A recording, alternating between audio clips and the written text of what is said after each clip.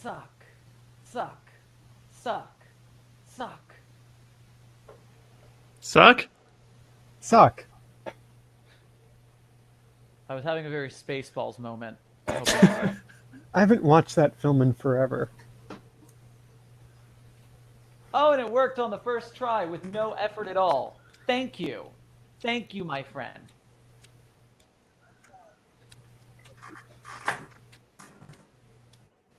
No, the fixed god. Swine God. Shift A, save. God for And pigs. We are active. We are live for real, not for play.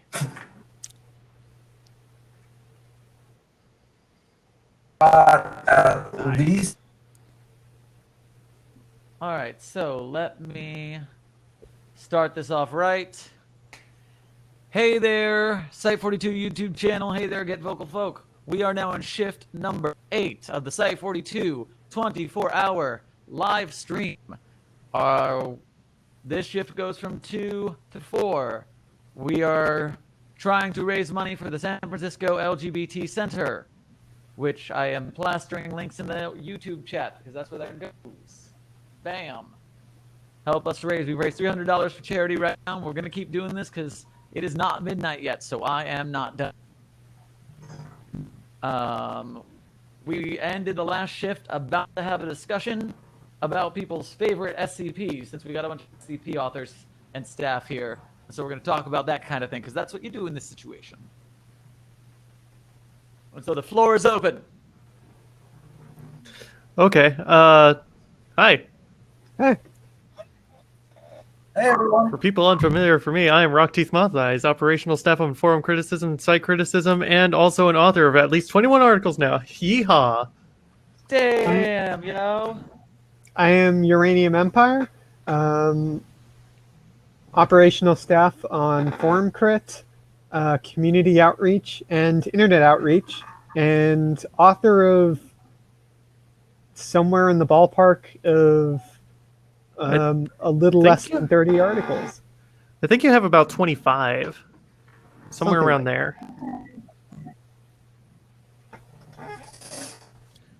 Your Sure. turn.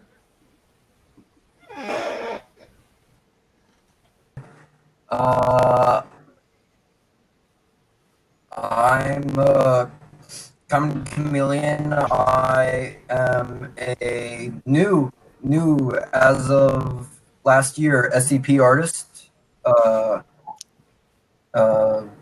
You might have seen my stuff on unfortunately not the best platform to go, Reddit. That's where you'll see most of my artwork. Very pretty shit. Very pretty shit. He Give it makes to people. very pretty shit. That's my work. Or that. Yeah, I don't know which way it is, so it's either there. For those of you who don't know who I am, Somewhere. I am Sherman. I run the Site-42 YouTube channel. I am on a junior liaison to YouTubers for the Internet Outreach team. No one knows I am a staff member. It's a secret. And, I know you're a staff member. Well, now I do. You just said it, but I'm very bad at secrets. I'm very good at talking. It's a secret. It's a secret. It's a secret, but only if What's you the live on phrase? Earth. I've recorded like 275 SCP readings, and I've written 5 articles. And now, just so I do not forget, Lady Fairy J in the YouTube chat has been begging for SCP-999. That shit is happening as the next article we read, because they have been here all day. They are queen of our chat, king of our chat. They are god of our chat, goddess. They are Ion and Bamaro of our chat. they own it. And so, but before that happens, Leader. Prime Minister. we're going to talk about favorite SCPs. Something. So who wants to talk about a favorite SCP? I'll talk about favorite SCP. Start us off, Rockney. So I have quite No. a few that I like as like favorites. One that sticks out to me in particular is SCP-3511, Reach Out and Touch. SCP-3511, Reach Out and Touch by Captain Kirby. There's a number of reasons I like it, but in the description, it's described as a female human of Latin American descent, 170 meters in height, 65 kilograms, anemic, prone to poor blood circulation, as well as fainting spells. Anomalous properties only affect living biological organisms from the kingdom Animalia. Any such matter coming within 7 centimeters is repelled. Force does not exert itself on the actual anomaly. So that's a fancy way of saying it's a woman that can't physically touch people. And throughout the entire thing, it highlights that sort of frustration because she goes several years without any physical contact, and then one day she just has it back, and it's emotionally moving, and it's easily one of my favorite SCPs that I like. I plug it every now and then because I just want people to like be able to read this. It's one of my favorite works, and Captain Kirby himself is just an amazing author. He writes some very good like emotional tension type stuff, in my opinion. SCP-3511. The title is Reach Out and Touch, which you can search in Crom or Helen on IRC.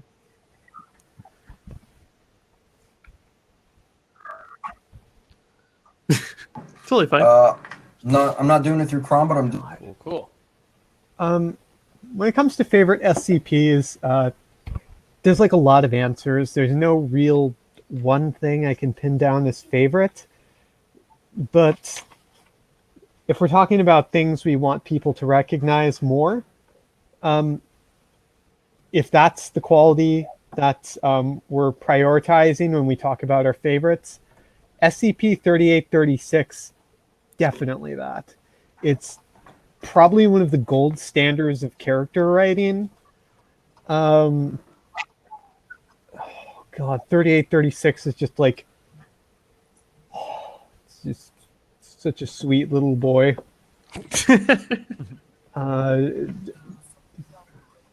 Yeah, it's just the corpse of a gorilla that wants to go really fast. In the discussion page, apparently, like, the author has said that, like, it's canon that this was, like, a monkey that was shot into space. They felt, like, sunlight on their skin directly for the first time, and they realized that they needed to be fast, like the sun. And so they've just dedicated themselves to building just... If you know Warhammer, this thing's essentially an orc in how it builds things. It builds like just jury-rigged construction horrors that work anyways. Like at one point he triples like the number of blades in a airplane, which ends up tripling the speed.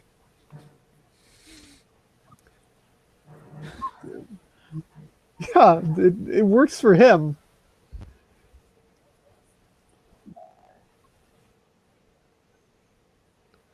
This has been in my like to read list for so long. I really need to get to it. I'm a Yeah, little bummed that they took down the image though, because it was a great image. Yeah. I hope the Uga finds a suitable replacement for it, because it was good. Yeah. I think like I was trying to remember what I wanted to say. Oh, yeah. Back when I like did most of the introductions, I would always link like all new authors to 3836. Unless they mentioned it in their post, in which case I would link them to 4504, the Handless Man. 4504 is also really good. God. It's yeah, 4504, the Handless Man. It's about 10,000 words. Yeah, about a guy like, with no hands. So how do you do it? It's basically if Franz Kafka came back to life and wrote an SCP, that would be 4504. Yeah, no, I think that's apt. Kyman, you got an opinion on this? Yeah. On favorite SCPs? Have 4999, 4999. Yeah, that's the one. Someone to watch over us, if I'm not mistaking the numbers. Oh yeah, I read this one for the. Remember I a saw lot of this the one for the first numbers? time when we read it on the stream earlier. This one's really freaking good. Mhm. Yeah. Yeah, no, this was in the wee hours of the morning.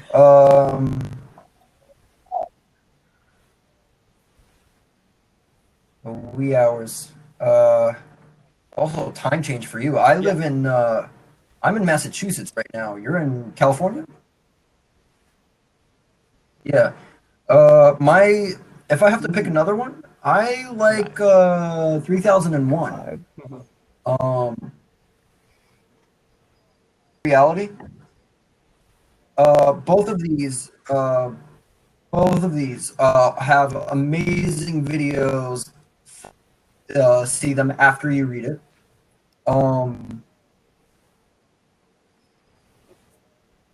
If you haven't already. Done art of both of these. I like the fact that it's just wholesome.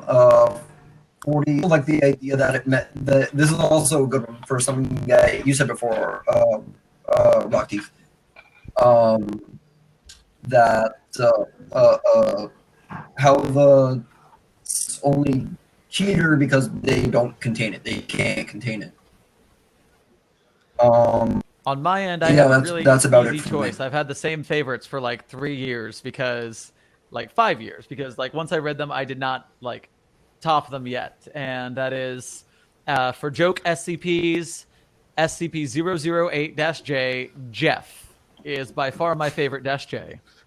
Oh God, don't get me started on favorite Dash J's. There's so many good ones. My favorite serious SCP article is My favorite- SCP-3999. Get into that obscure House of Leaves craziness. And then my favorite not so serious SCP, right in the middle ground, is SCP-3043, Murphy Law. Yeah, Murphy Law. Murphy Yeah! Law does not get enough love, haven't read and that. it is probably my favorite video I've ever made because it's the frickin' like I did the full production value, like music and actors and God, when it comes to joke SCPs, nothing can top 231-J.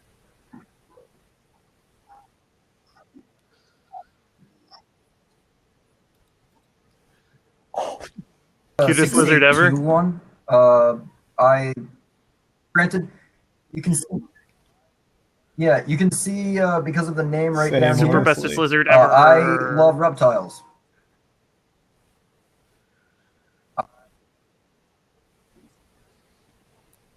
Bestest absolutely lizard. wonderful article. Agreed. Yeah, I think 3043 was the first Site-42 log I listened to. I Which think it one? was, yeah. The 3043 Murphy Law. I think that might have been the first audio annotation I listened to from you, and it was, yeah, I just fell in love with it.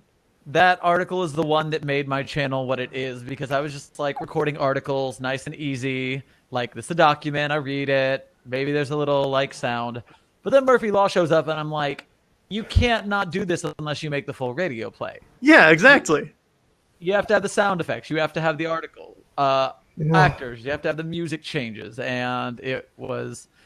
And that's where I got my 3001 with special effects. My 3999 with special effects. And it's just like, whew. Murphy Law started it all for me. Love it. Yeah, it's truly a fantastic article.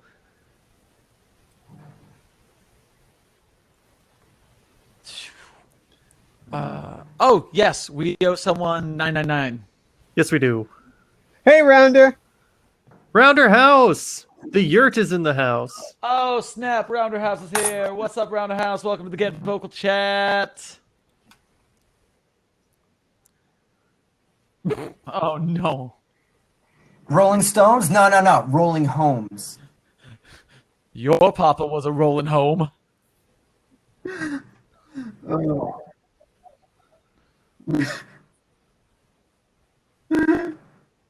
Oh Yeah, he man. says Dink with an E at the end. Dunk. Oh, So Donkey. 999. How about that? 999. We're doing it. Is there any way we want to split this one up, or? Let's see. How's it go?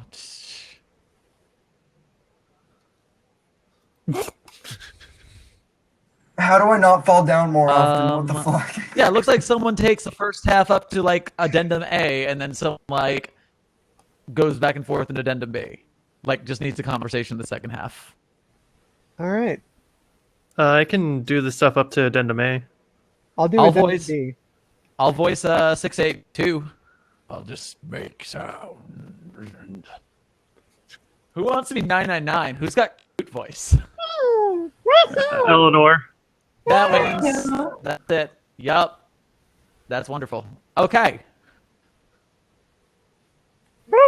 Noise, remember? Oh my Hey, god. perfect.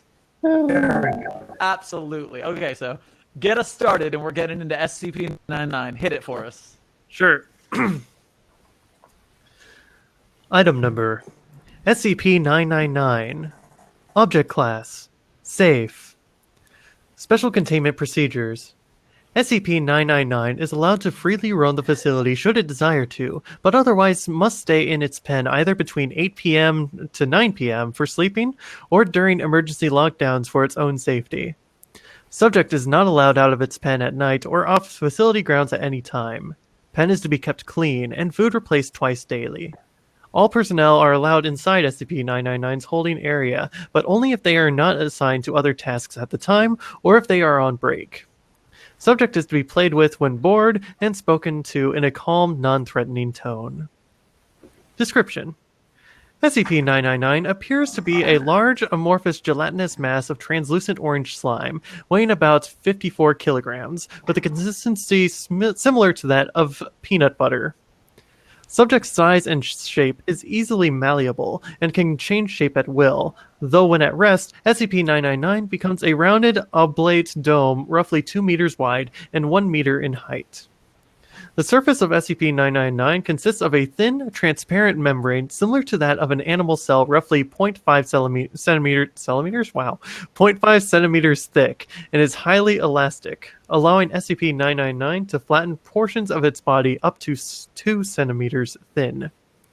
This surface is also hydrophobic, although SCP-999 can willfully absorb liquids. See Addendum SCP-999-A.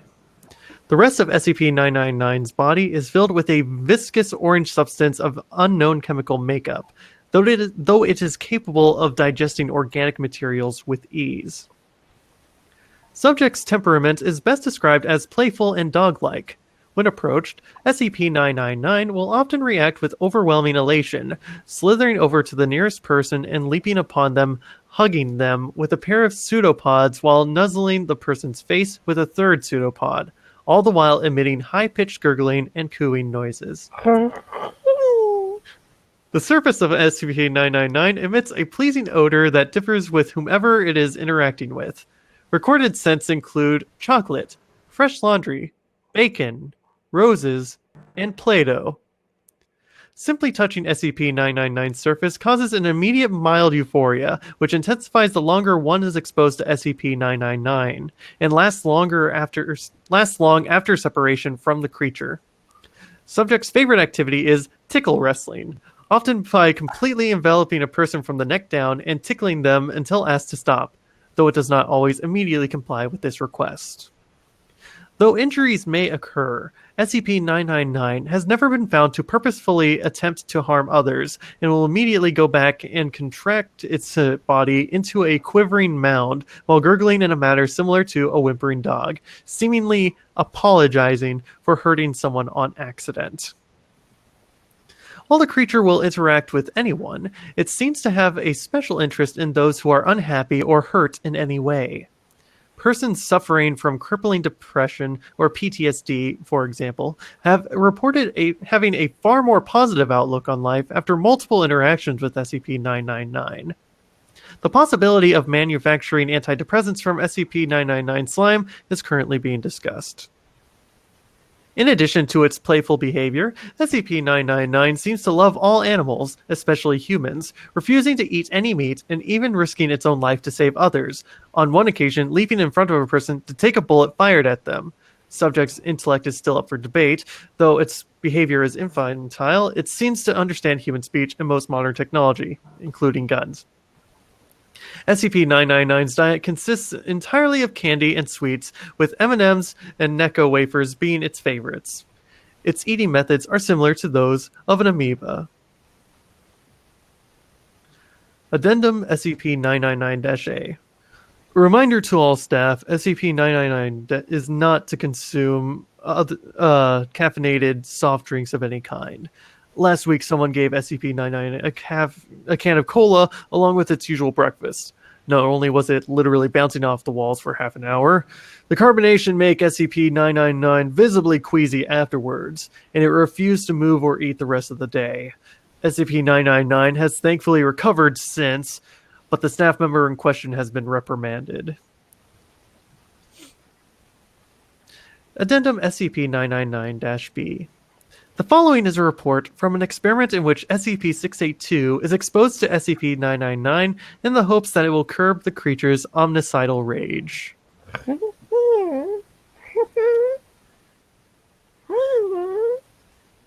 SCP-999 is released into SCP-682's containment area. SCP-999 immediately slithers towards 682.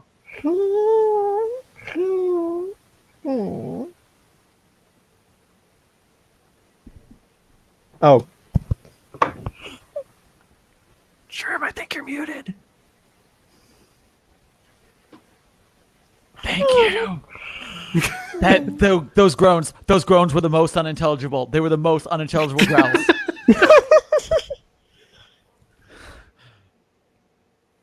Take two. Take two. What is that? SCP-999 moves in front of SCP-682, jumping up and down in a dog-like manner while calling out in a high-pitched squealing noise. Disgusting. 682 immediately steps on SCP-999, completely flattening SCP-999. Observers were about to abort the experiment when SCP-682 started talking again.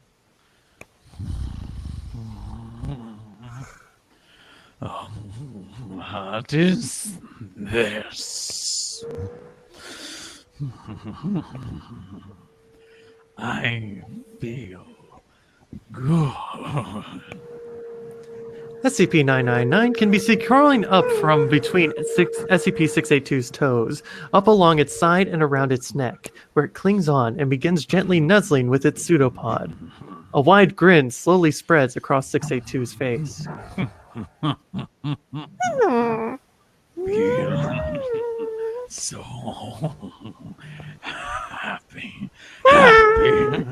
happy. 682 repeats the word happy for several minutes, laughing occasionally before escalating into non-stop laughter. As laughter continues, 682 rolls around on its back, slamming its tail upon the floor with dangerous force. No! Stop! No tickling!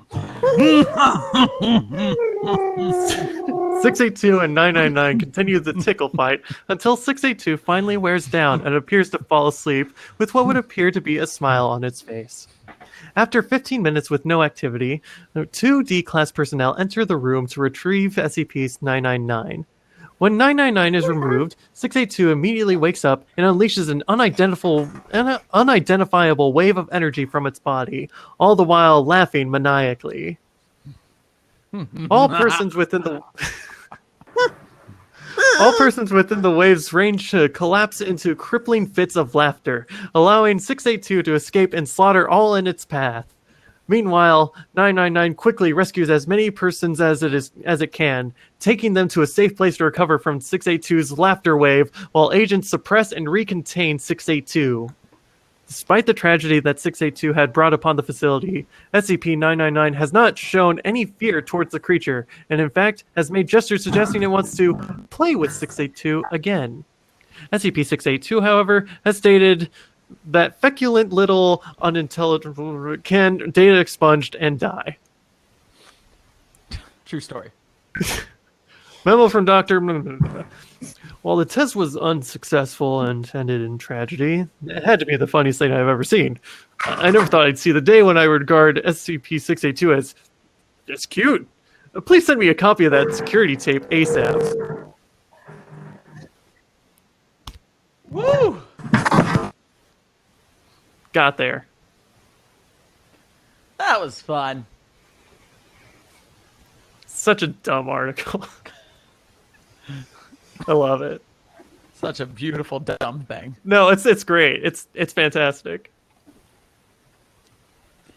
Thank you, Lady Fairy J, for the suggestion. At the very least, we got to play some with some fun voices. Eleanor's 999 is perfect. Oh My yeah, lord. absolutely. I'll slap an up on that, sure.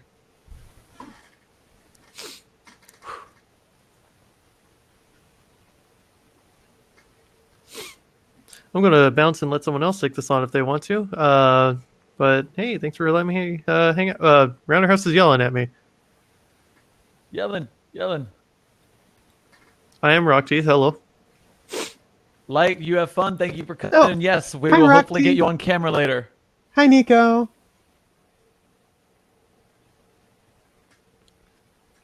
Right. Yeah, if anyone wants to, I was gonna say, like, if anyone wants to take my spot, don't hesitate to say anything. Bye, Rock Teeth. Hi, See you, Nico. Rock Teeth. Welcome to the chat. Party in the Get Vocal chat. All right, so yes, anybody who wants to jump in that, all you have to do is grab that spot, just like press the button and have your camera and sound set up. That is Yeah. how you do that, by the way. But And- until someone makes the choice to do so, we should continue as if no one's in the mood to do that. And to me, that means that we are looking at requests from, where were we on that? I don't remember. And so we did Dr. Michaels. That's what. We did Dr. Michaels, and then we did 9 and 9. Just left, so we should save their request for when they get back. Taylor's gone. We can still do Taylor's. Or I've got a whole list of other things. Before I go to my list of things, does anybody in the Get Vocal chat or the YouTube chat or you two on camera have any requests for readings?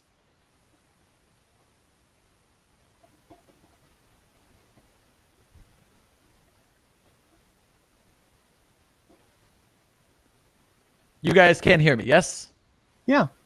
Okay, I just wanted to make sure the answer was no and not that I had gone mute again. All right, so in that case, what time is it? It is 2:40. We've raised a current total of blah, blah, blah. $335 for our charity of choice. We have more donations. Yay, ring the bell of more donations. Woo, fly the flag. Oh, hey, Rounder House. Hi, Rounder. Oh, hey, Rounder's coming in. Wonderful.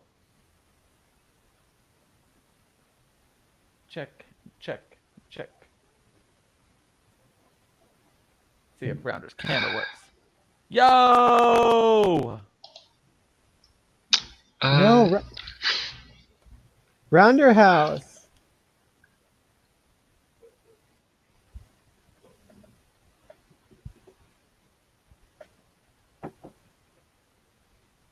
And as soon as you talk, I'll know it's working.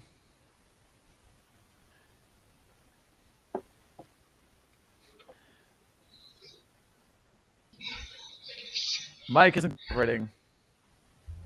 He's saying something. Working on that tech.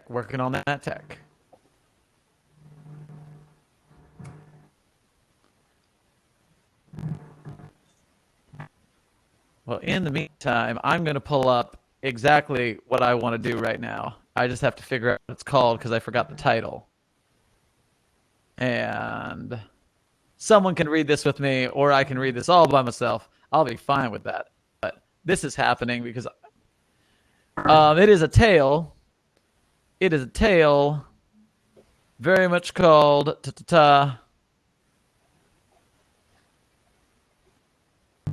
It is a tale called Second Date. Oh, yes. Yes. Yes. Hey, here's a challenge. If you can immediately raise $50, we stop reading this. $50 a donation to stop reading it. If we hit $500 instead, instantly, we read the whole canon. Yes. Actually, $50. Either we don't read this or we read the whole canon. It's the donator's choice.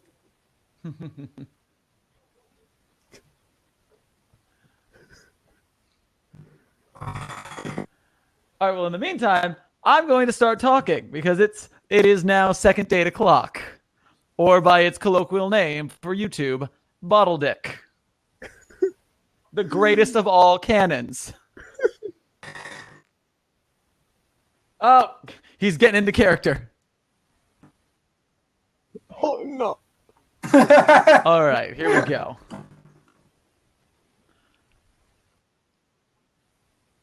Wait, so who am I? Do you want to be Kondraki?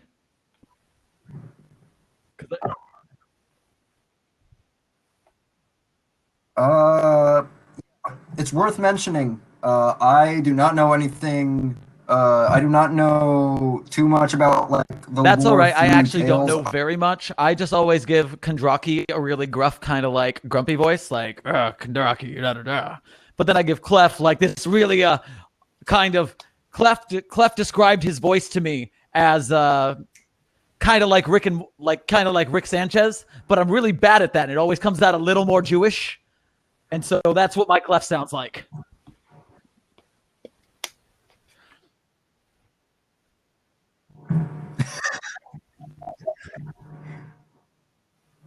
Say that one more time. So I be Kondraki.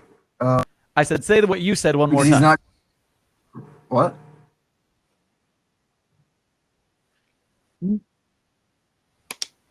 Is he gonna have an? Does Kondraki have an accent or something? Or because he isn't. If I'm gonna say, I'll just say it normally. Here we go. You go. Oh, it's my. Says Kondraki from inside the bathroom door. Okay, listen.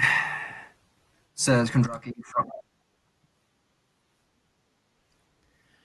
It's I just hemorrhoids. want you Thinks to out to left understand from where that he's standing this outside is the bathroom not my- door in Benjamin Kondraki's apartment. I'm calling it right fucking now. He canceled our date because of hemorrhoids. It's gonna be a wasteland in there. Just fucking decimated. Like the scene in Psycho with the bloodbath.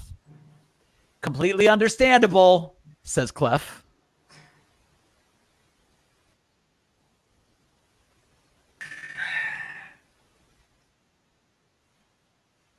Says Kondraki.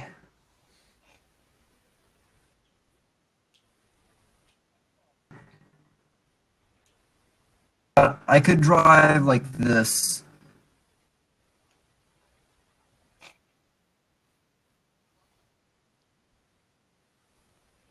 Kind of hits a certain point where They your have body's ass stitches, structural integrity. thinks Alco Clef.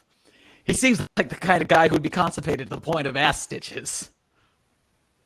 Of course, says Clef.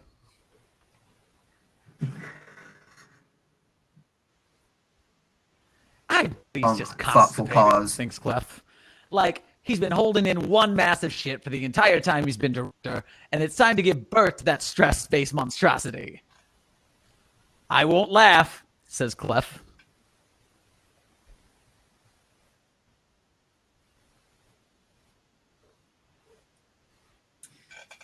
We've been friends for what? 20 years? 30? Says Kondraki. I met you in 1989. You know, I trust you. And as we discussed recently, I do have feelings for you. But it Connie, really is... says Clef, I've seen you have to 3 whole separate times.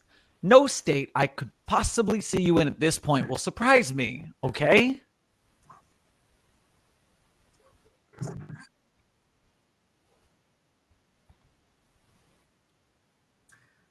So to retaliate the plan here, continues Kondraki seamlessly, nervously brushing over Clef's response. You don't have to look at it, seriously.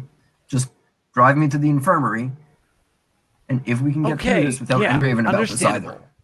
Do you need help, like, God, I don't know, getting up?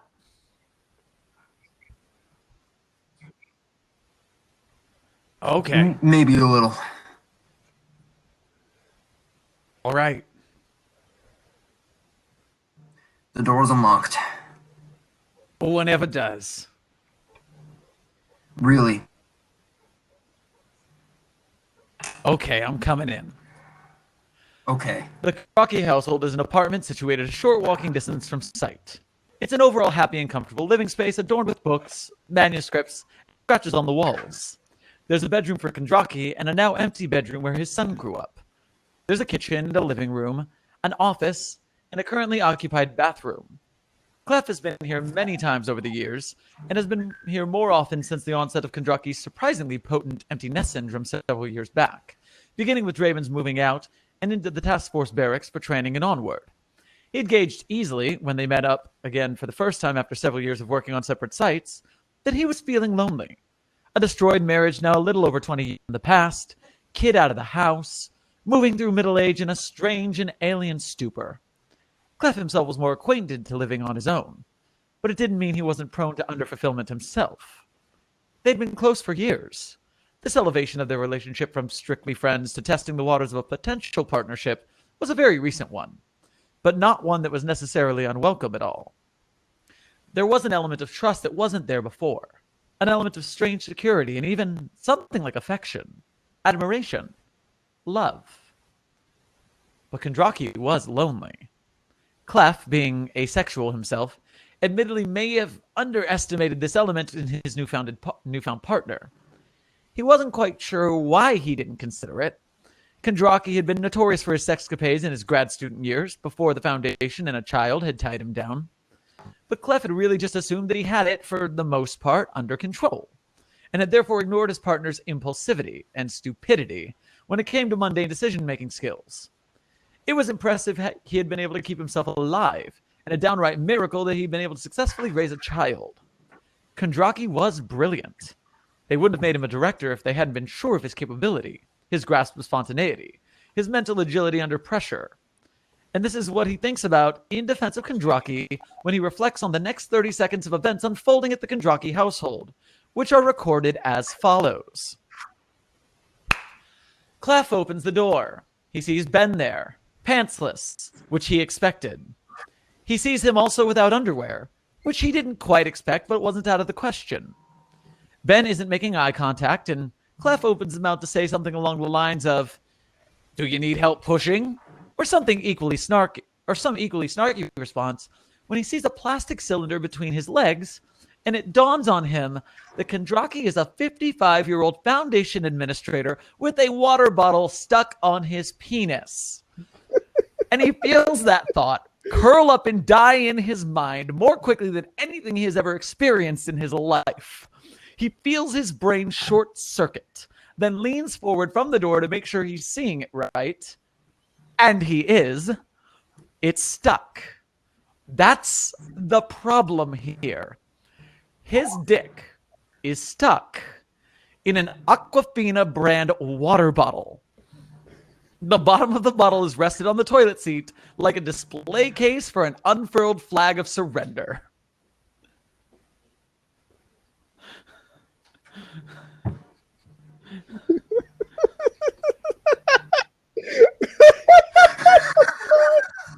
Vandal has such a good grasp on dialogue. It's insane.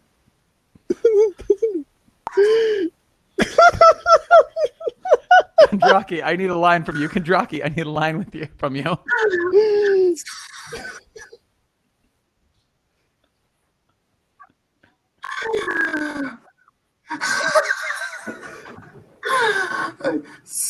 So you're probably wondering how I ended up like this, says Kondraki. And I just want you to understand that the main problem here,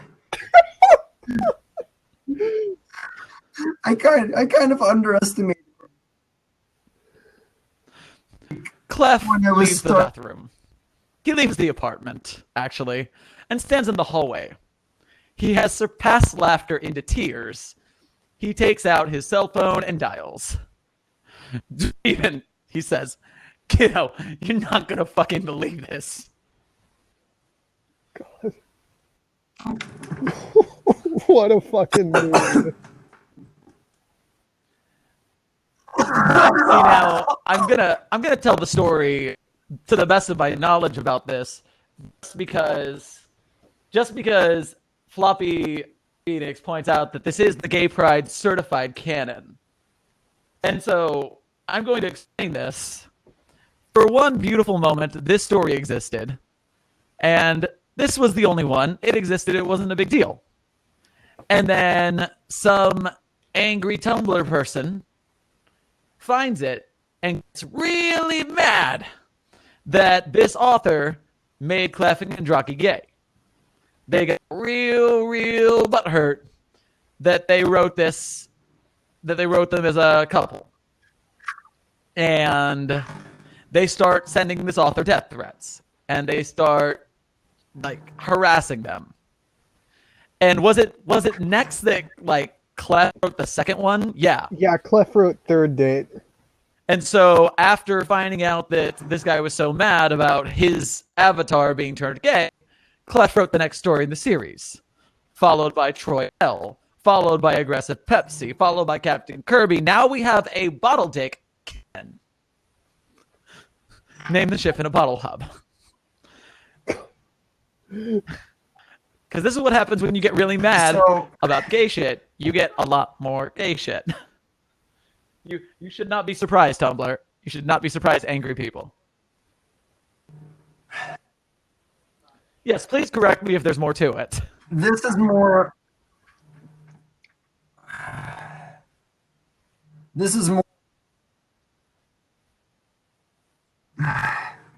It's like knows what that is, which I'm guessing a lot of everyone.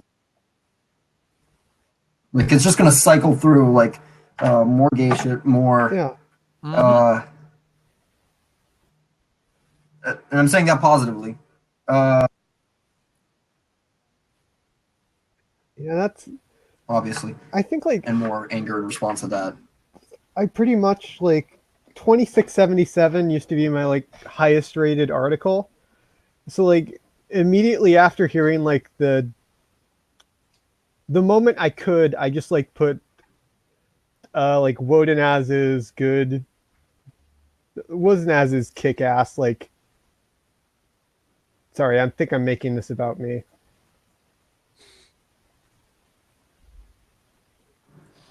Well, if you're part of the story, that's not a big deal.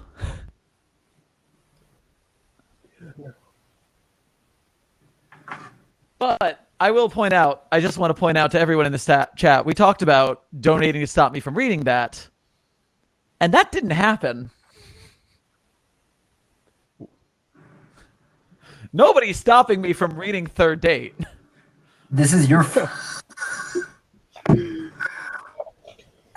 Oh, boy. Yeah, you know what? This is still a 24-hour stream. I'm at least reading the second one, because Clef did this himself. Yeah.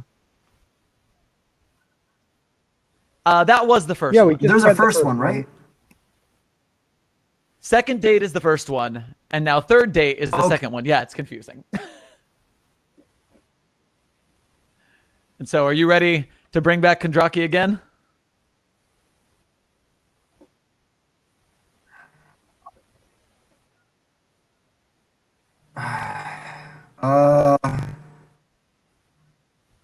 Yeah, Oh, go ahead. Fair. Hold on, let me see. Hold on, let me does just- anyone want to be Draven? Because Draven... I can be Draven. All right, because Draven's the opening line. Okay, let me just get back to it. All right. There's a bottle on his penis.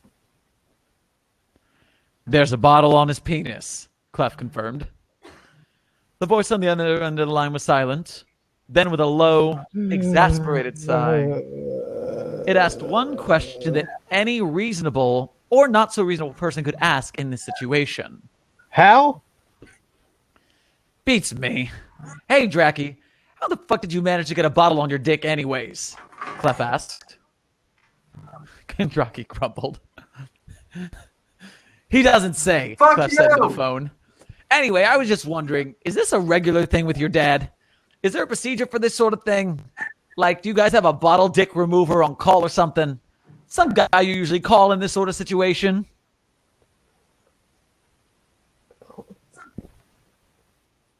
Yeah. Wait, is this Look, I figure bottle dick remover is just Also- kind of like a plumber.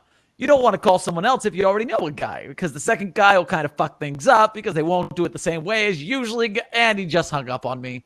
Your son is fucking rude, Ben.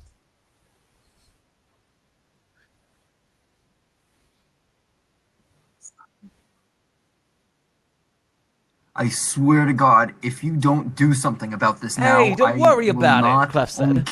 It's no big deal. We'll just get you to Site-42. We'll have a medic cut that bottle off your dick with... What the hell is that fucking noise? It sounds like a fire alarm.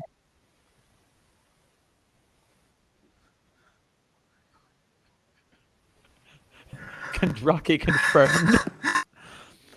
Clef carefully went to the apartment door and stuck his head out the door. Every door on the floor was open, and all of Kondraki's neighbors were walking out into the hallway, grumbling to themselves as they filed down the hall stairs. Hey, Clef asked, you know what this is about? Not exactly. An older woman in a blue flower print nightie said. I think it might just be a false alarm. There was a cry of alarm from the end of the hallway as the door to the stairs opened, revealing a cloud of thick white smoke. Oh, not holy shit, let's get out of here.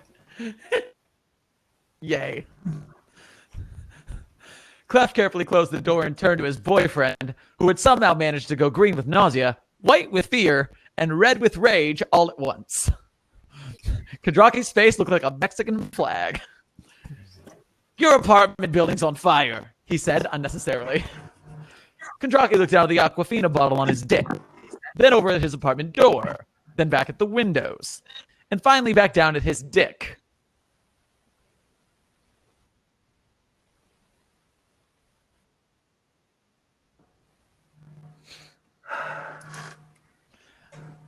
What was that?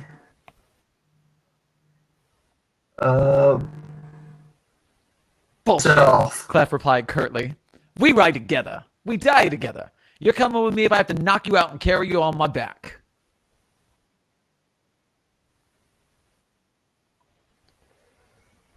Oh, there we go again with the killing and the stabbing. God, Ben, you got such a one-track mind. Just suck it up and throw on a trench coat or something. No one will know. Kondraki rushed back into his bedroom. There was the sound of some rummaging around in the closet. He came out wearing a black trench coat with a gigantic tent-shaped bulge in the front at crotch level.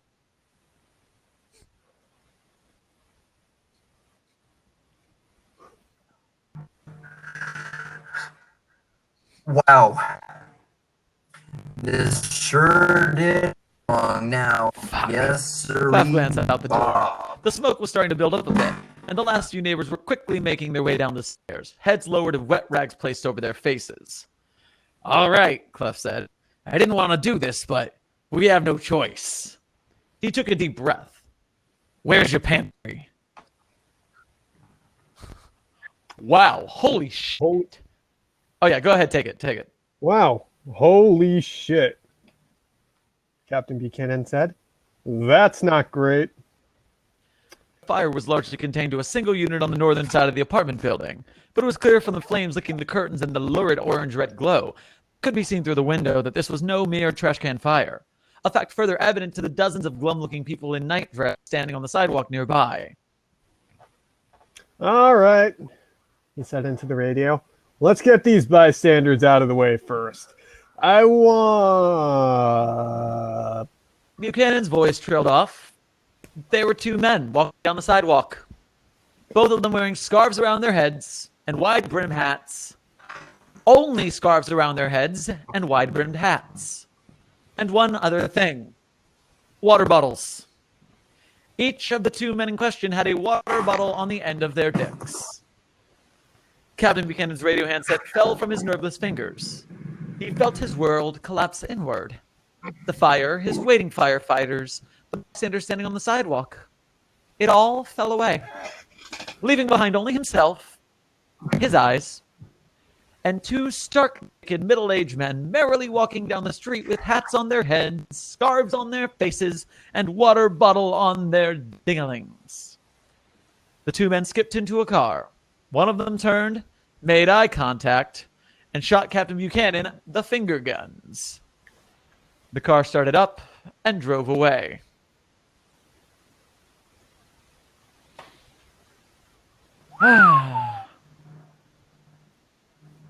Hearing you say that. Wonderful.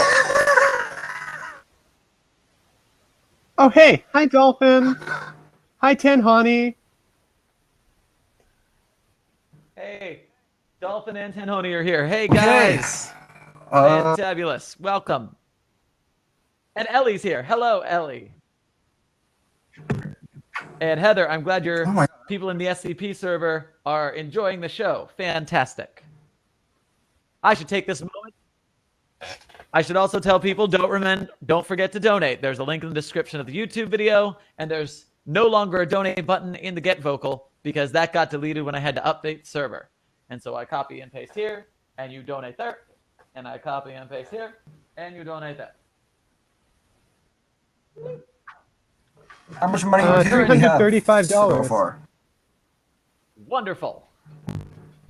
We are a third of our way to our goal of $1,000. And it's only getting busier as we get later, so this is just getting better. Oh. Where do we go from here, friends?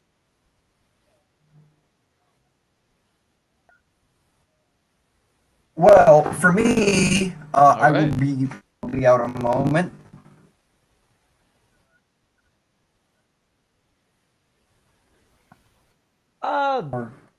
I mean, how long are you going to be on? Like a minute, 5 minutes? Yeah, just leave yourself up. If no one's waiting for a window, someone will grab this window eventually. Yeah, I'm just... Yeah, see you in a second. Yeah, someone needs a window. I've been on long enough that I'm okay, like, just sort of... Yes, as a reminder, if you are in the Get Vocal chat, you are 100% welcome at any time to get on camera in the Grab This spot once you figure out your tech situation. And then once the story we're in the middle of ends, we will introduce you and start talking to you and get you involved in the thing.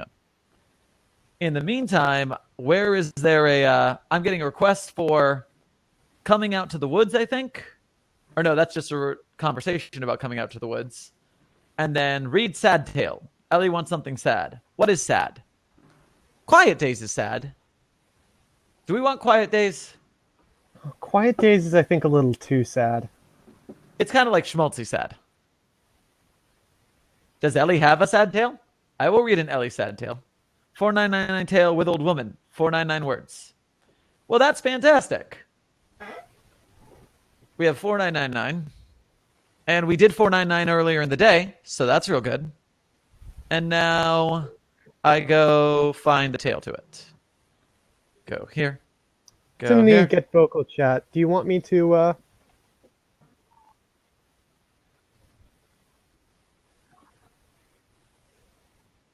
Do I want you to, should I read this? Or... Yeah, 100%. It burns! The 8-year-old Anthony whined as Josephine rubbed the aloe vera ointment into the burned red skin on his back. Grandma, it hurts! She grunted. Maybe if you put on some sunscreen, then this wouldn't have happened, But I did! Well, you're lucky. I love you a lot. Well, Anthony winced, feeling the piercing sensation of the gel. Thank you. Josephine paused for a moment before chuckling quietly. Well, you should know that I'll always be here to take care of you. Just take care of me when I'm an old rinketon too. Anthony laughed, a smile breaking through his distressed frown. Of course I will, Grandma. Josephine? Josephine, it's time to take your medicine. The 93-year-old woman looked up, a warm smile across her wrinkled face. Ah, Stephanie! So glad I could see you again. The nurse in front of her stepped closer. I'm Nina, remember? Stephanie is your daughter. The woman clasped her hands together, leaning forward in her chair. Oh, Suddenly, she burst into a violent cough, her lungs heaving. Nina ran over, setting down a cup filled with an assortment of pills, supporting Josephine as she wheezed. She panted for a moment, every breath jagged, like repeated jabs to her fragile body. Her breathing slowed, and the nurse kneeled down, checking on her. Their eyes met. Stephanie! I didn't know you were coming! Josephine sat in her uncomfortable, lumpy bed, the coughing now incessant as she descended into dry heaving, which echoed throughout the lonely nursing home. But in an instant it stopped, and she felt warm. She turned, looking over to the chair beside her. On it sat a solemn man, and, despite her poor vision, she recognized him. Anthony! A tear trickled down her cheek. I thought you couldn't visit anymore. The man stayed silent, reaching into the pocket of his gray suit, where he pulled out a pack of cigarettes. Josephine, despite the strange flourishing feeling pulling her down like a peaceful heaviness on her body, found the strength to yell, Anthony! You told me you quit those years ago! He paused, then tucked them back away. Standing, the man looked down at her. I'm so glad you're here. The man leaned down, placing a finger on her lips. Hush. She felt a sudden wave of tranquility, intensifying as she stared into the man's quiet eyes. I know, she whispered, only hearing her slow, controlled breathing as the man carefully held onto her hand, gripping it tightly. Her eyes weakened, softly closing. Memory slowly bubbled up into her mind as it dipped further into a gentle aura of serenity.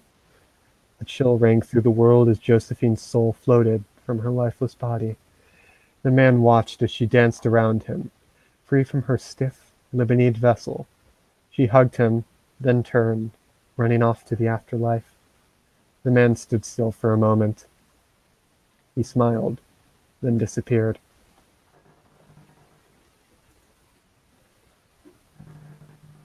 Well, that wasn't finished before I upvoted it, and also your voices were amazing. Oh, thank you. Yeah, honestly, I think my biggest source of practice was Monster Prom. Like, I just got really into the habit of just trying to get into the voices of the characters. It kind of, like, forced me to learn how to voice a character. It definitely rocked me.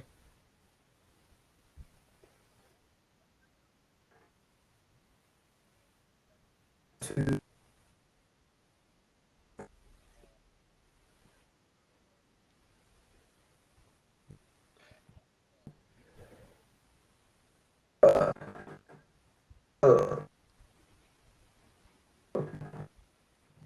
mean, understandable. I've definitely thought about like getting into it. Voice acting, I mean. Yeah, This it just was seems definitely like becoming a YouTuber and voice actor and voiceover artist was all kind of an accident for me. I put up my first like 10 SCP readings just as kind of voiceover demos because I had a microphone from when I was a wedding singer. And I put those demos up, and I was just gonna like email them out for like voice acting auditions, and I found that like because they were SCPs, they had been viewed like 1,500 times, and I was like, oh, people are actually looking at these. Yeah, I guess what I need to do next, if I actually want to go through with that, I need to get a mic. I've been thinking of doing that anyways because I kind of want to start a podcast. Yeah, I was using a Shure 57 or Beta 58A, which is a singing microphone, but it got the job done, and it's only about $8,500. Some of the like the Blue 8,500? Yeti, no, 85 to 100. Oh.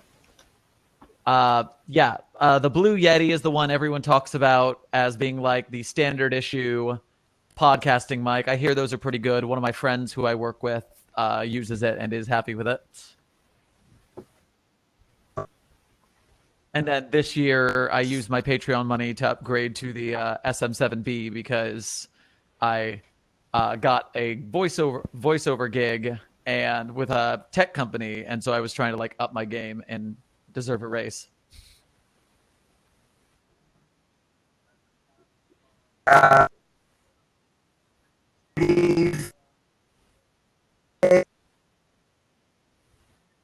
Oh, no, no, no. God, no. Don't even get me started about reader apps. Right here. Oh, no. Oh, no. All right, but I'm so curious. I'm so curious, though. Before I ask her to get started, I am curious that I want to make sure I see what Nico suggested, because Nico mentioned coming out to the woods. So that'll be next, coming out to the woods. And second, Mitch, hello. I don't know if we've read any of yours yet, but we can. Let me know what one you want to do. Okay, so reader app rant. Is there a short version? Is there a good version? What do you got for me? Why do they suck? My biggest problem with reader apps is that, like,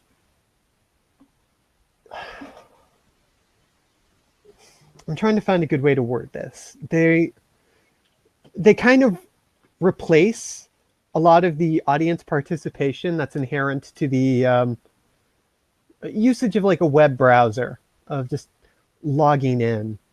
So like a lot of the time you just get people who would otherwise interact with the community just staying on the sidelines using reader apps, basically just contributing to the idea that SCP is just like one giant,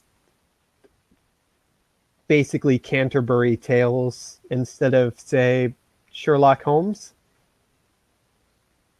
One thing I really want to read is 2669.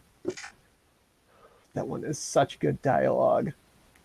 Interesting perspective about making it blah blah blah, not interact in that way. That's interesting.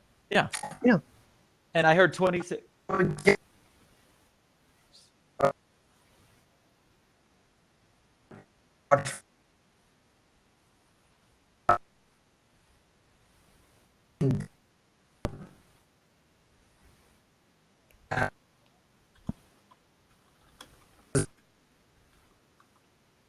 Is I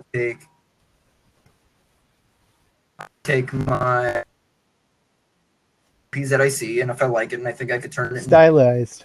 cool, I don't want to say low poly, stylized, yeah. So what I do, for those who don't know, is very quickly I make an outline and then I put a special mask that I control where the ends meet up, where each corner meets. It's not exactly me shaping the triangle myself, but it gets the product done. And that's how I do it, and that's why I use a reader app, so that way when I'm not even in Wi-Fi, I can just read an SCP and make something of it.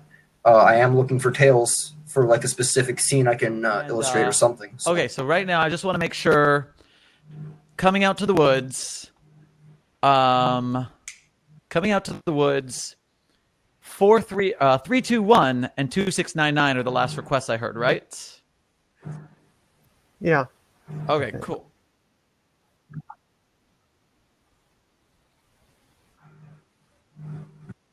Unfortunately, I have to go. I have a meeting I have to get to. I say thank you so much for coming out and getting on. Really, And thank you again for the excellent splash good job banner. for what you're doing, man. This is fantastic and beautiful, and I love it.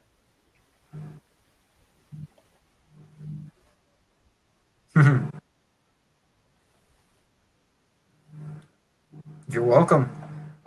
Anyone can search Common Chameleon wherever, and I can make some more stuff like this. I'm actually doing a giveaway with 3 spots left. So, good luck with see you what later you're if you doing, make it everyone. back. And donate. Alrighty. Yeah, donate, please. If anyone else wants to join one of those 2 available windows, you guys are free to do that at any point. And then let's go with down the line to Coming Out to the Woods is the first one in line. Uranium, how you feeling? What's your timetable? What's my timetable? I'm actually free for the rest of the night. Excellent. Well, as much as you want to hang out, like you can like go live your life and come back, or you don't have to come back. But if you want to, I'll just keep you as long as you're here. Yeah, I was just.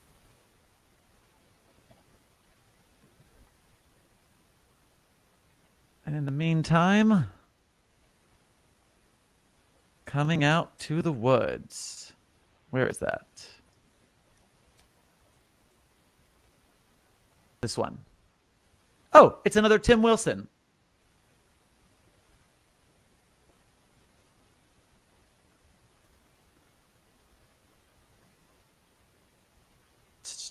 Let's see. Skim. Do you have any preferences for reading this, Uranium? Let's do Tim Wilson's Kid. I'll do. All right, cool. So I'll start us up. Oh, do we know if Tim Wilson and Felix have any sort of accents that we should be doing? I usually just do like a Minnesota accent for Tim Wilson. Minnesota. I'm not sure I can do that. I'll try it. It'll sound funny. That's what I do. Tim Wilson and his son, Felix, came to a stop on their hike. 2 boulders jutted out of the forest floor like monoliths in a sea of red and orange leaves. The patriarch, Wilson, approached one and eagerly took a seat, removing his campaign hat and wiping the sweat off his brow as he motioned for his son to catch up. Come on, bud. Tim beckoned with a grin as he motioned to the rock beside him. Saved you the one under the shade. Felix sighed and nodded, his eyes fixated on the ground. Tim frowned slightly, watching his son slowly make his way along the path. He had been acting strange for a long time now, which Tim had just shrugged off as puberty doing its thing. The boy was probably just anxious about graduation, or maybe even going on to college, but that didn't seem likely given how long it had gone on. Hiking was something the 2 often did when Tim had custody, but that nearly stopped ever since he had moved in permanently a few years ago. Maybe a good adventure together would help whatever he was going through, but it didn't seem to be working. The young man was silent as the grave despite Tim's best efforts to crack jokes and comment on the wildlife. The older Wilson scratched at his beard, untangling a small knot in it as he observed Felix take a seat. The 2 sat in an uncomfortable silence for what seemed like an hour, with the only disturbances around them being a gentle autumn breeze rustling the trees overhead. A single yellow leaf drifted down from above, landing before Tim.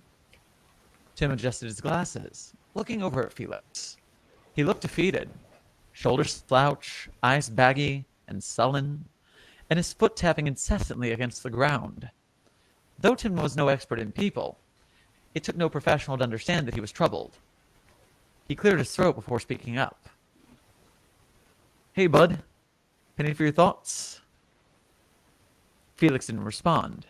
His eyes were glued to the foliage below. Felix? He recoiled, straightening his back and looking to Tim with puffy eyes and clenched fists. What's wrong, bud? Silence.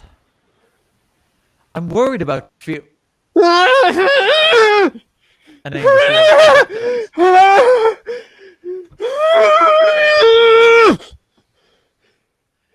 His face was quickly hidden between his palms as the scream echoed between the woods. Tim hesitated, pain wrenching at his heart at the sight of his son suffering. He swallowed nervously, thinking of how to best the situation. Hey, I might not know a lot of things, but I'll always be here for you. Tim leaned forward towards Felix, who turned away at his reach. He sighed, resting his hands on his knees. The Wilson sat in a moment of silence, with Felix's sobs being the only sound between them. After some time, Felix's voice faintly called out to him. Dad?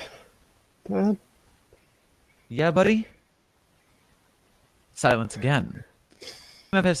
Tim anticipated Felix's words next with bated breath, his own foot tapping at the ground at a feverish pace. Dad, I like boys, and I... Felix spat the words out faster than one could blink.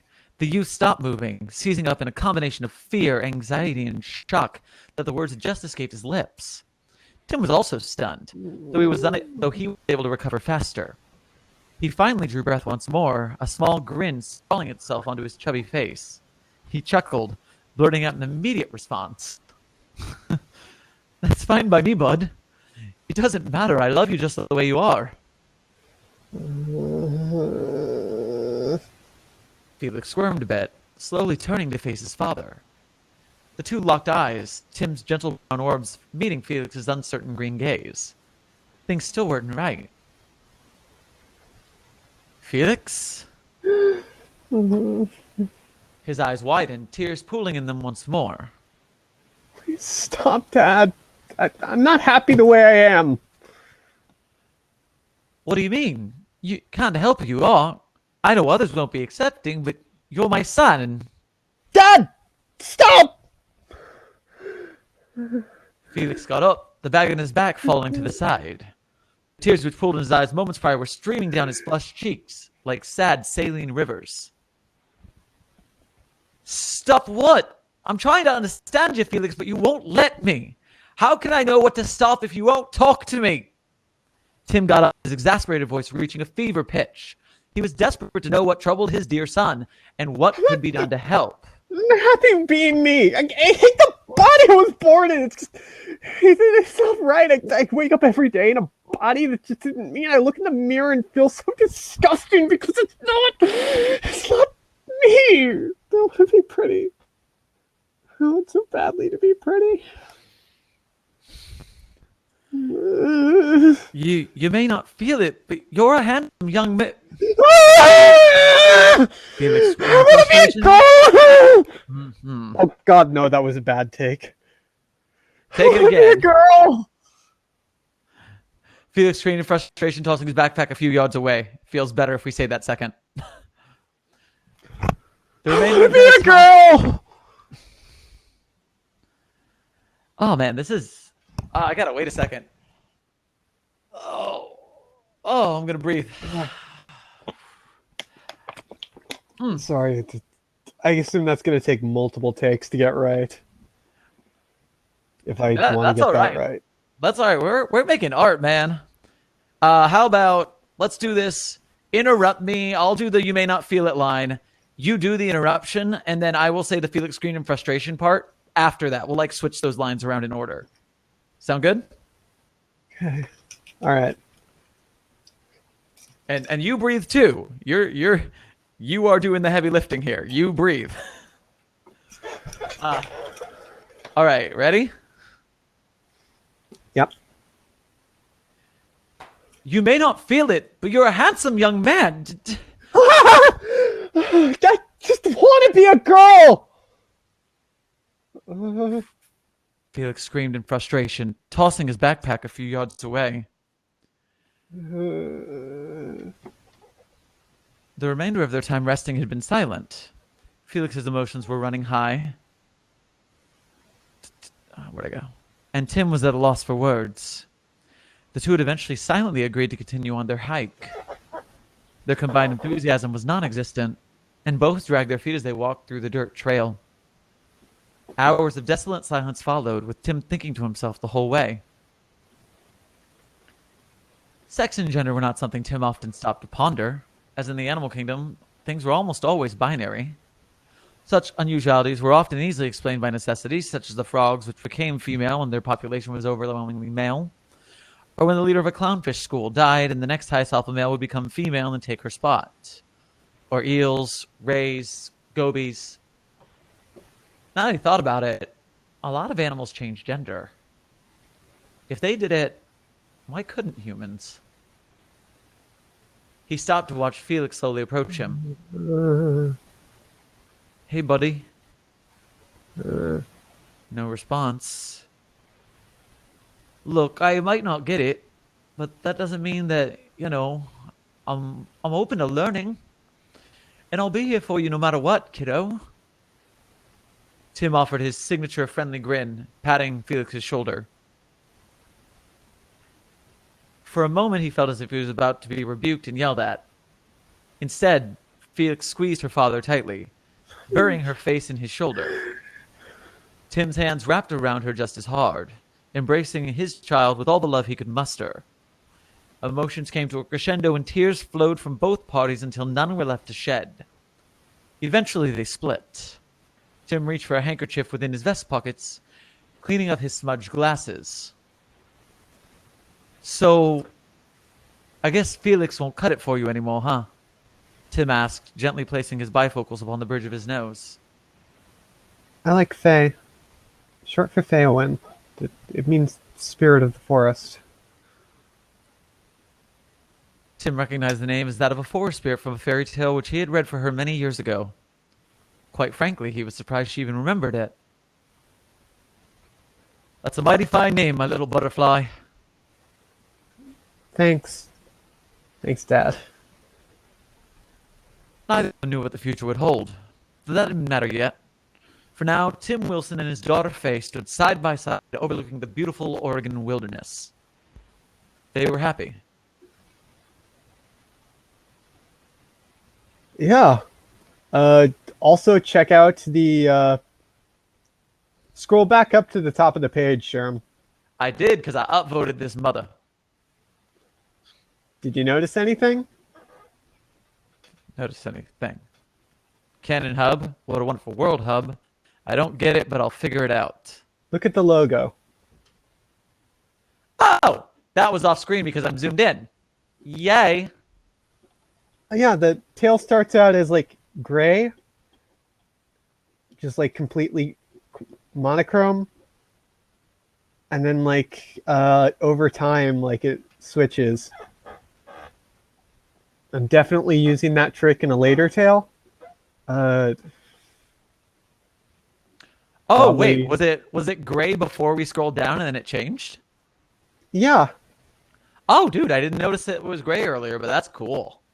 Can Yeah, will it do it again if I refresh it? Oh, it totally yeah. will. Ah, that is neat.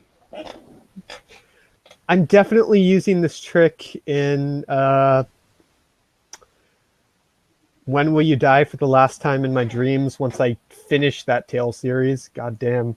How long has it been?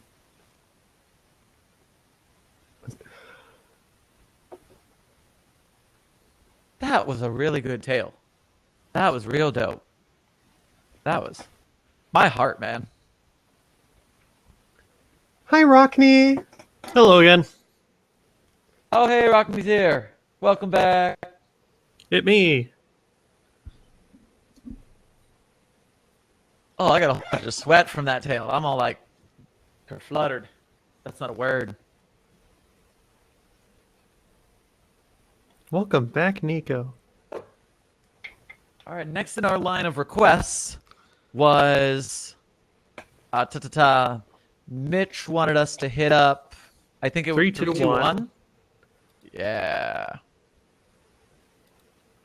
So let's go to that one. 3, 2, 1.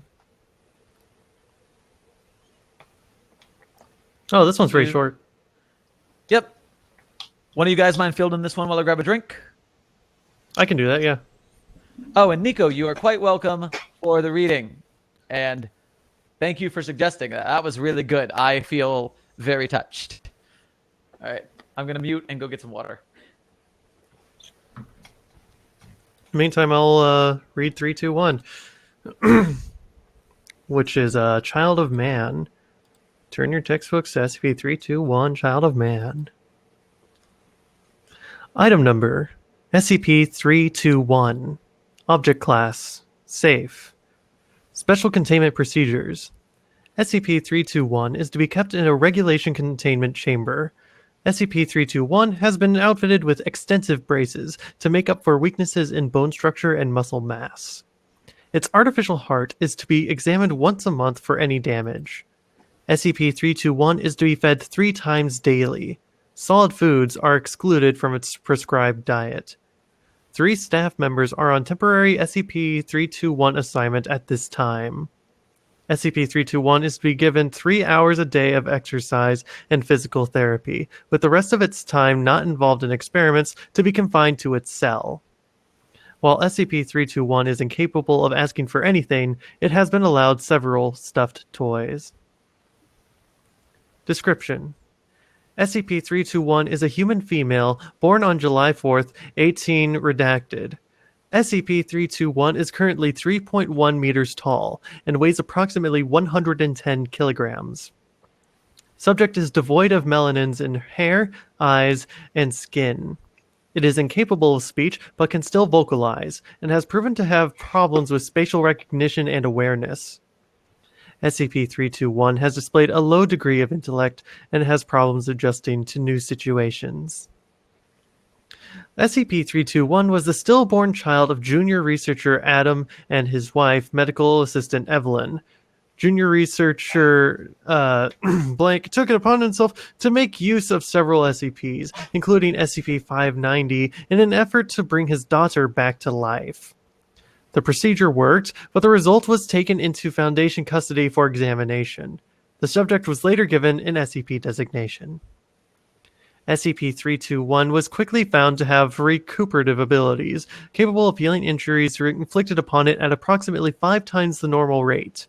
Subject was at this time entered into Foundation records as SCP-321. In the time since, SCP-321's body has continued to age at a decelerated rate, approximately half that of a normal human.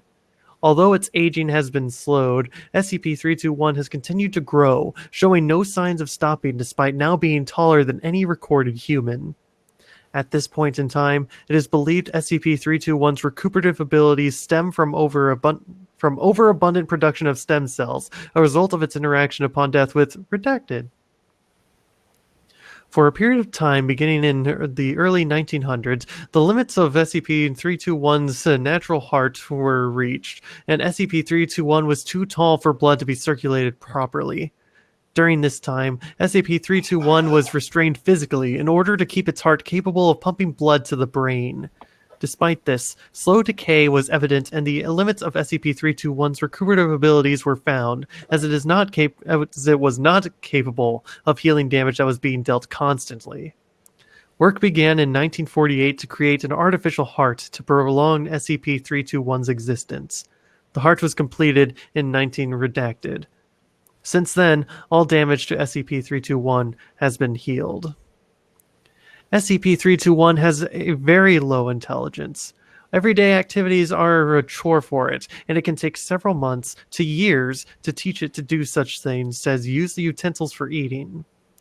While SCP-321 has fully developed vocal cords, it seems incapable of learning speech, instead crying and making nonsense noises as of those typically heard from infants under the age of 6 months.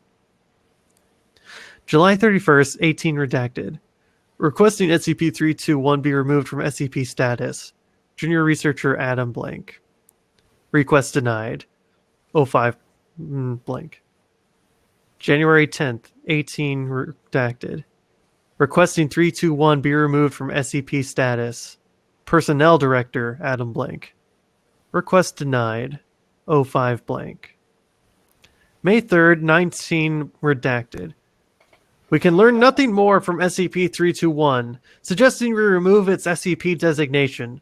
Site Director Adam Blank, Site-04. Request denied. 05 blank. June 31st, 19 redacted. SCP-321 is to be decommissioned and returned to her family effective immediately. 0512. Request denied. This is the final time, Adam. She is not now, nor ever has been, your daughter.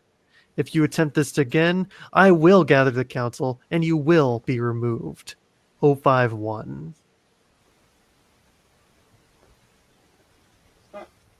End of article.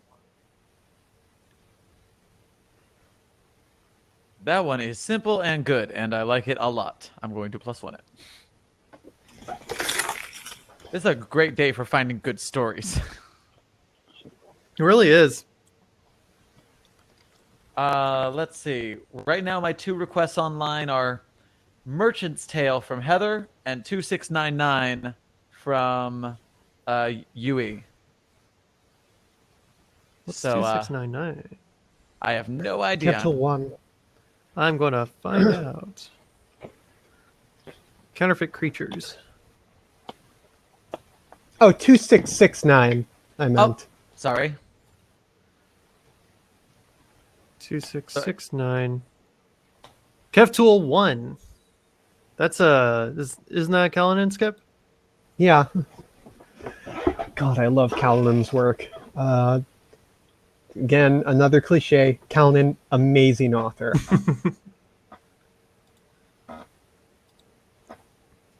But yeah, I think Merchant's Tale and then KevTool 1 was the order. Say that again?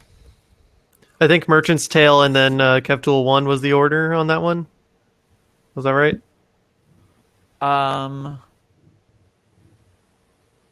Yeah, let's do it that way, because that way Merchant's Tale doesn't fall off the list. You cool with that, Yui? Yeah. All right, let me hunt down Merchant's Tale, because I don't know what that is either. There's also a nice little weave of tail into skip into tail into skip, which is just great symmetry. Oh, boy. What is Merchant's Tale? I don't... Google didn't bring it up immediately. Let's see.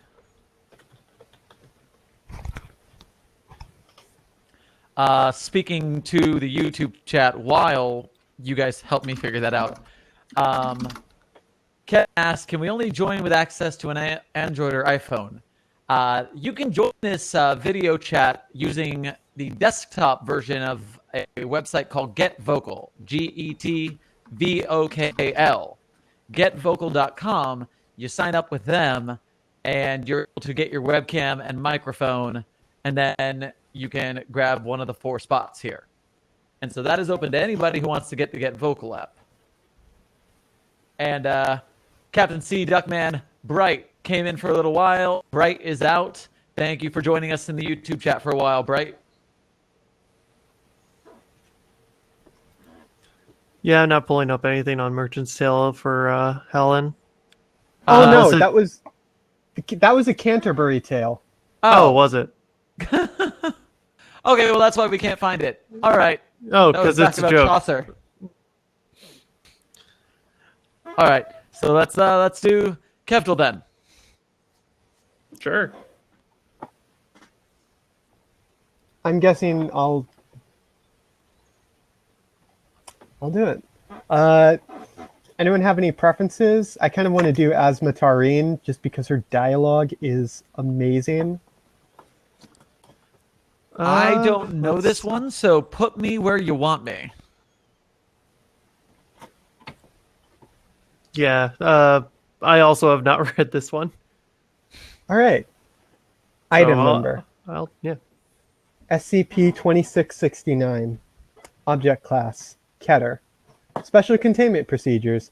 The Keftel-1 Command Center has been established within the Foundation Office of Celestial Anomalies for the purposes of maintaining contact with and, when circumstances permit, control over SCP-2669.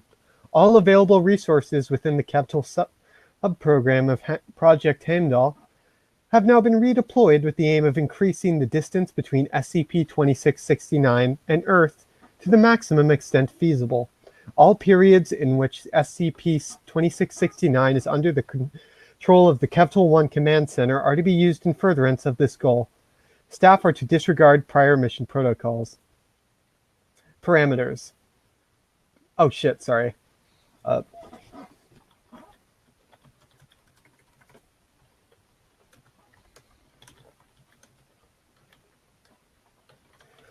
Sorry about that. Girlfriend messaged me.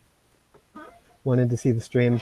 Due to the potential for high numbers of D-Class personnel being required for SCP-2669 containment, the Foundation Logistics Department has been authorized to establish a specialized recruitment program dedicated to personnel for 2669. The program is tentatively approved to begin operations at the Ar-Ramtha refugee camp in Irbid Governorate, Jordan, under the established Mercy International Adoption Services Front Organization.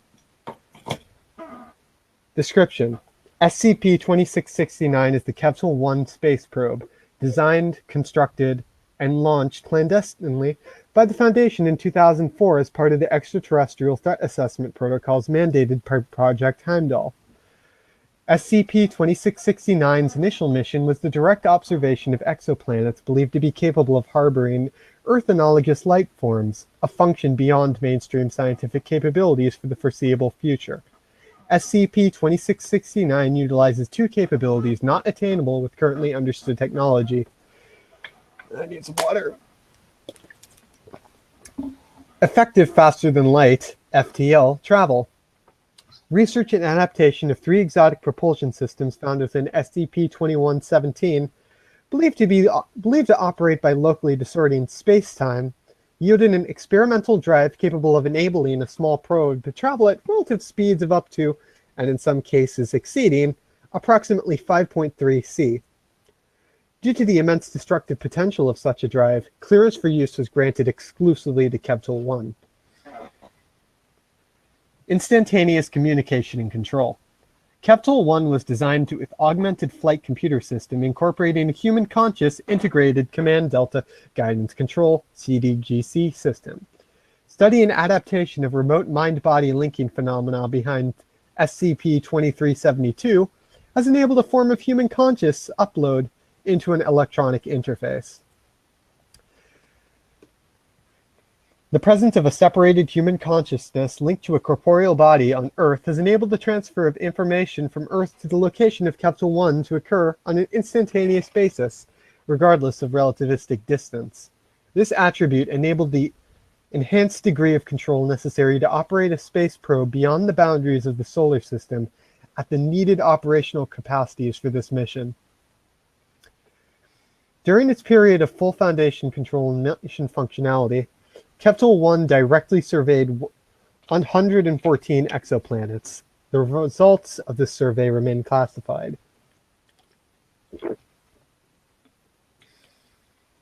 SCP-2669 is host to the consciousness of D-43852, the former Dr. Asmatarine. D-43852 exerts autonomous control over the probe and is actively seeking to return to Earth. Due to the potential of a collision between Earth and a relativistic object resulting from this intention, containment procedures have been established to prevent the return of SCP-2669 to Earth. Experimentation has shown that uploading the consciousness of another subject simultaneously disrupts SCP-43852's control over SCP-2669. In the absence of interference from SCP-43852, backup software is able to resume control over SCP-2669's propulsion systems, which have been programmed to continue the probe on its originally planned course traveling indefinitely away from Earth. However, SCP-43852 has proven capable of removing additional subjects from SCP-2669, though this process typically takes several weeks. The eventual fate of additional D-Class subjects uploaded to SCP-2669 is not understood at present. Because of the nature of the upload process, the use of D-Class subjects recruited outside the specialized program listed above is now prohibited. Addendum 2669.1 Kevtal-1 Survey Results. The following is a representative sampling of exoplanets visited by SCP-2669. The attached information is a summary of findings. Detailed records may be accessed with permission by the Office of Celestial Anomalies. Glias 832c, 16 light years away, 17% chance of an advanced civilization.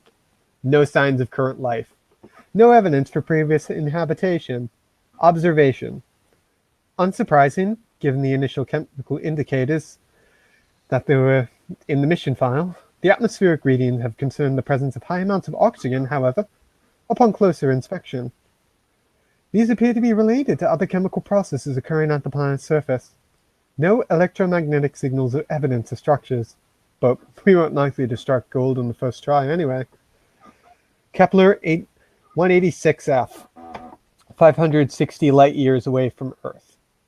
33% chance of advanced civilization. No sign of current life. No evidence for previous inhabitation. Observational note. It's hard to say I'm disappointed. I cannot understate the immense awe of being able to directly observe planets that I never thought humans could reach. But given how similar in size to Earth this planet is, I was hoping to see signs that, if life weren't present now, it could have arisen at some point. No chemical indicators, even for bacteria present. On to the next sub-candidate. K29b, 359 light years from Earth. 41% chance of advanced civilization. No sign of life. Observation.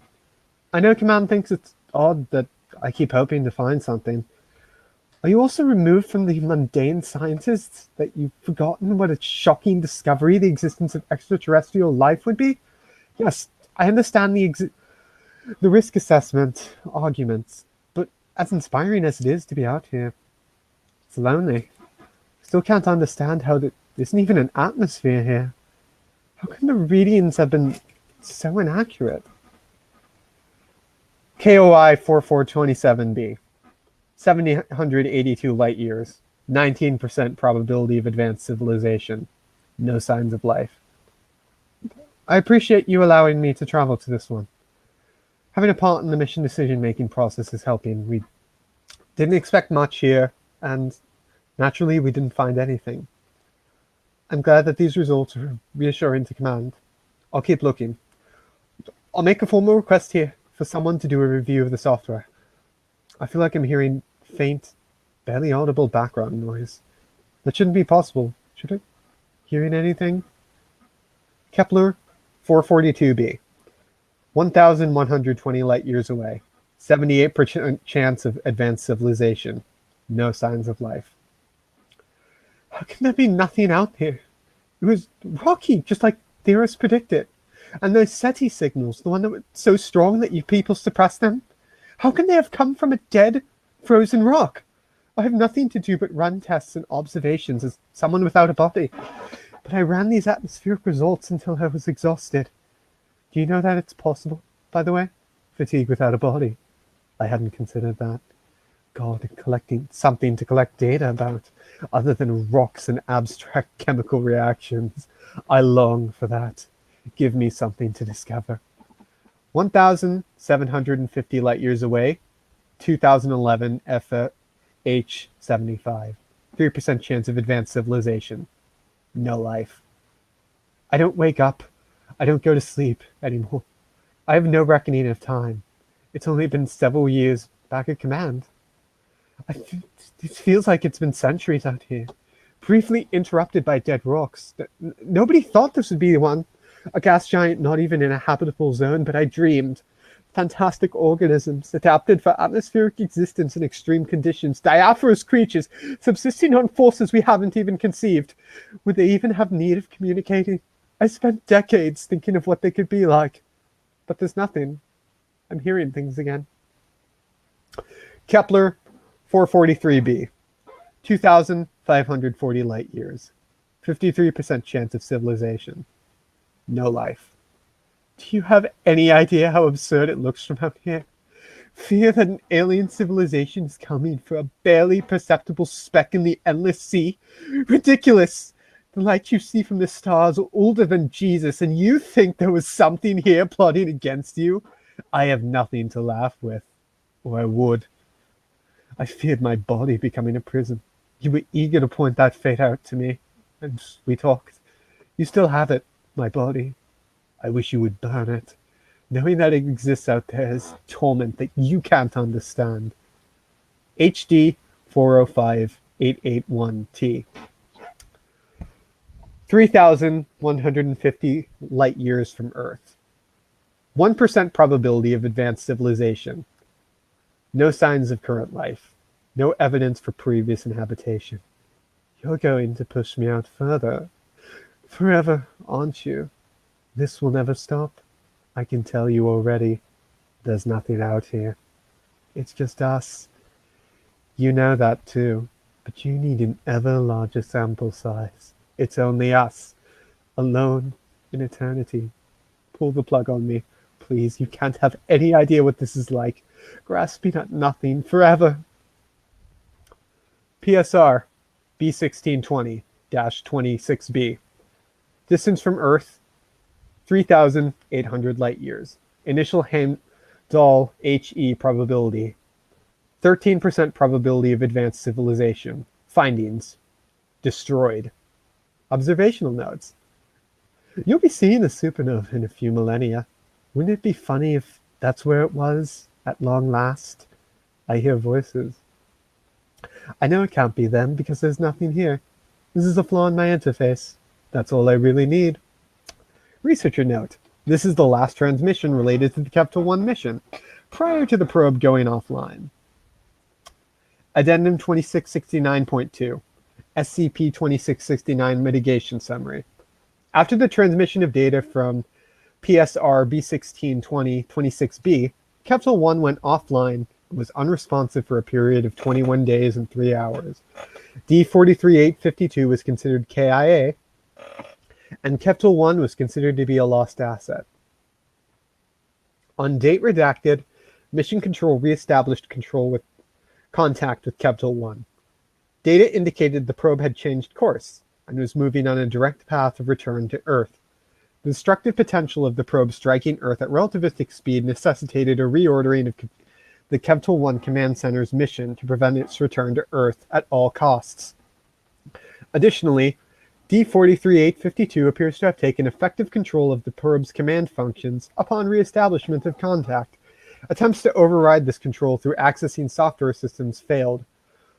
On date redacted, clearance was granted to attempt a re-uploading of an alternative consciousness in an effort to either disrupt control of Kepler-1 or establish a new controlling system that would be responsive to Foundation commands.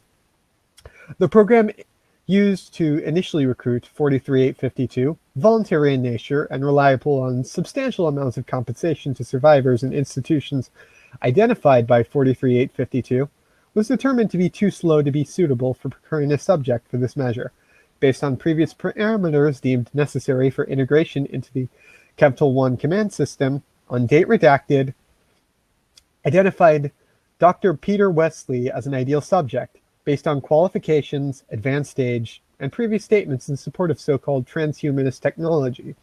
Of note was Dr. Wesley's primary specialization in orbital mechanics. This was believed to make Dr. Wesley more able to take effective control of Kepler-1 than D43852, who had previously specialized in exobiology. Dr. Wesley, now 61-181, was successfully uploaded to the Kepler-1 on date redacted. This was followed by the probe reverting to safe mode command status, enabling researchers to alter its course to a point in the center of the NGC 1560 galaxy, approximately 11.2 million light-years distance. After 3 months, contact was once more lost with Kepler-1, before almost immediately being re-established. The presence of D61-181 could not be detected, and the entity residing within Kepler-1 once more established control.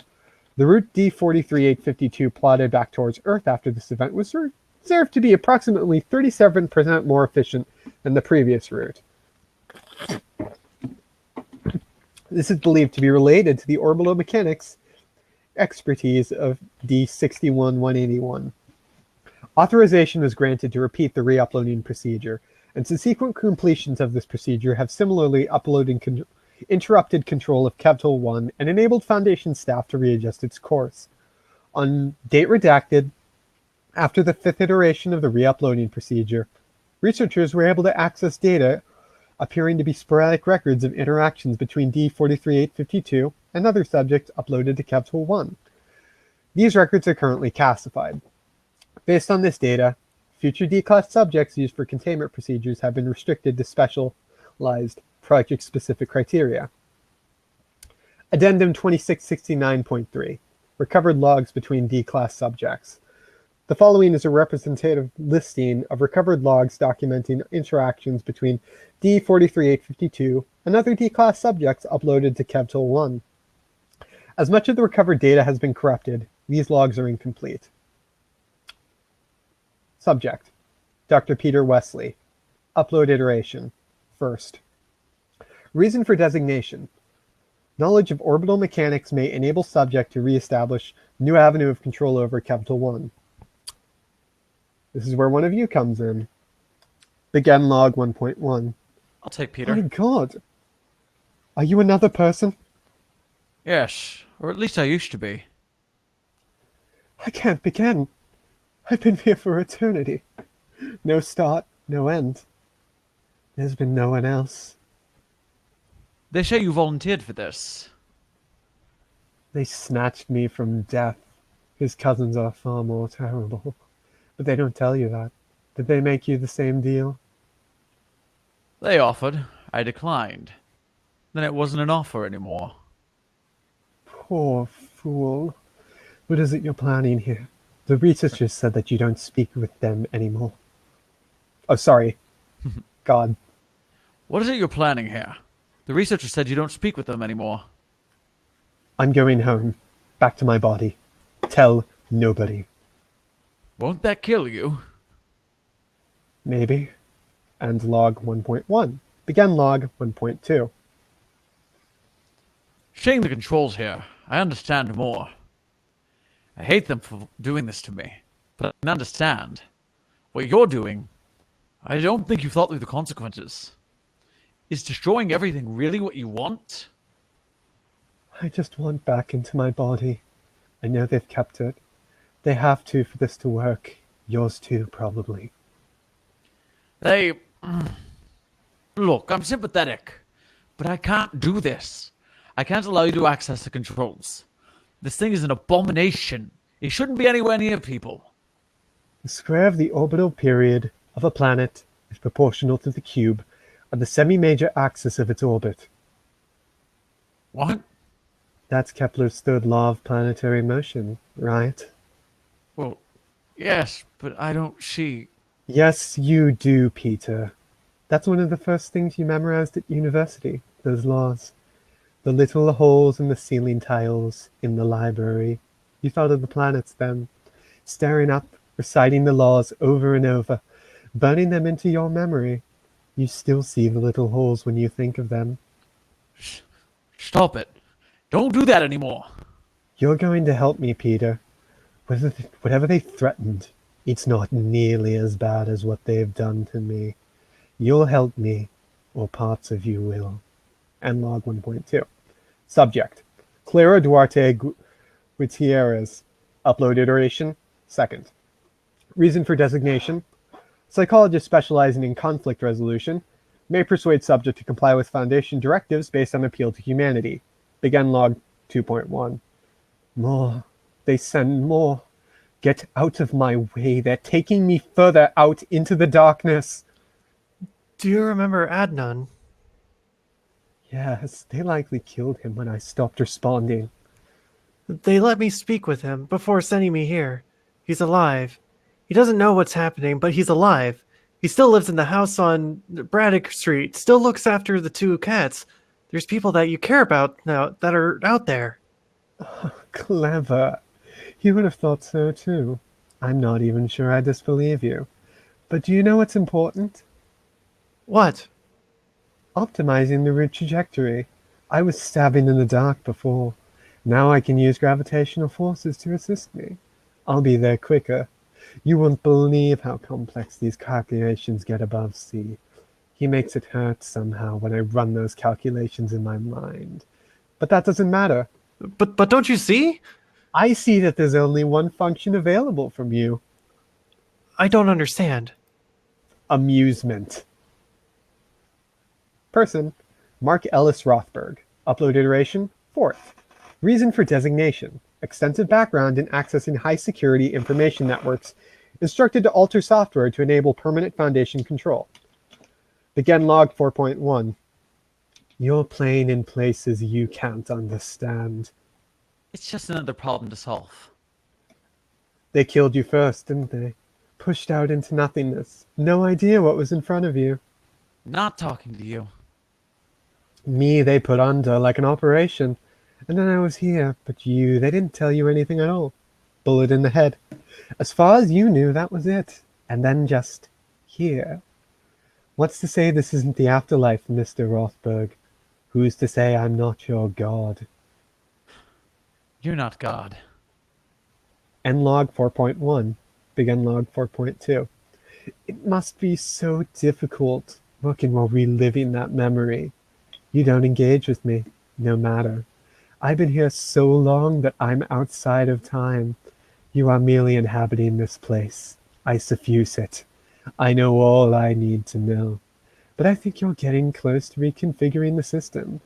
But all you'll do is trap yourself here. Here with me. I can index every single one of your thoughts and play them in any order for you. For the rest of time, you're thinking to yourself, over and over, you don't believe in God. I think I'll reorder that one next. Then I'll see about reordering that system you're working on. I think I'd love to work on it. And log 4.2. Subject, Erhan Kutoglu. Upload iteration, 6th. Reason for designation. Subject is completely ignorant of scientific fields deemed to be useful.